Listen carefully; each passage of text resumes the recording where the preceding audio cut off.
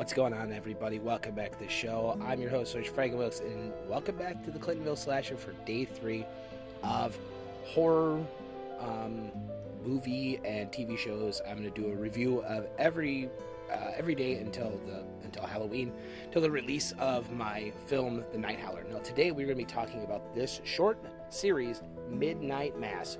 Wow. It was written and directed by Mike Flanagan. Oh, is a living god, by the way. Now, this is the little rundown of the show, if you guys have never seen it, is that you have this guy right here, whose name is Riley Flynn. And Riley Flynn starts off with him in a car accident, and he gets into a car accident, and a drunken car accident, and he accidentally takes a young teenage girl's life. So he ends up going to prison for 40 years, and he's completely plagued and haunted by this spirit. So every night before he goes to bed, he sees her, and it's, daunting and haunting to him. Well, Riley and his family live on the small island called Crook Island, or Croc Island, sorry. And it's out on the East Coast, and there's like 150 people that live on this island. Now, Riley comes back after 4 years, and he kind of just slowly gets back into life, and slowly gets back, and his parents are, his parents live here, they're fishermen, and, it's a really small town. So it kind of like goes around like that. And Riley's parents go to this church, and their pastor, Monsignor, Monsignor Pruitt, he leaves, and he doesn't come back. And there's a younger pastor that comes, and he tells him that I am in charge until Monsignor gets better. He's on the mainland. What you don't understand, now I'm going to spoil this because I absolutely have to. So, no, what you don't understand is that Monsignor was actually not, he was attacked, but what he thought is an angel. This angel bites him, drinks his blood, feeds him his blood, and then he goes back to his younger version of himself. So then Monsignor, the younger version of himself, goes back to Crook Island and is slowly feeding his parish vampire blood, or angel blood.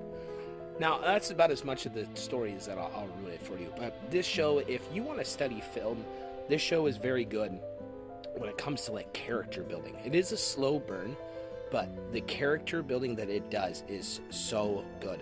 When Miss Green and Riley are talking about death and what happens after you die, it is just that scene is just so impactful. And I think that, like, if you're studying film and you want to learn how to write characters, this is a really good show for you to study on how to build characters, because you almost, at the end of this, you're going to feel like you were almost part of this town. The scary parts are amplified.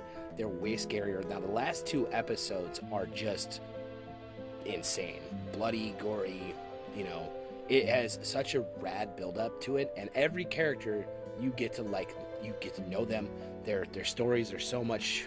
It's such an in-depth story, and when it gets scary, it's terrifying. And it was written by the same people that did Bly Manor and Haunted on Hill House, so there's a couple of familiar faces in there as well, if you've watched those shows as well.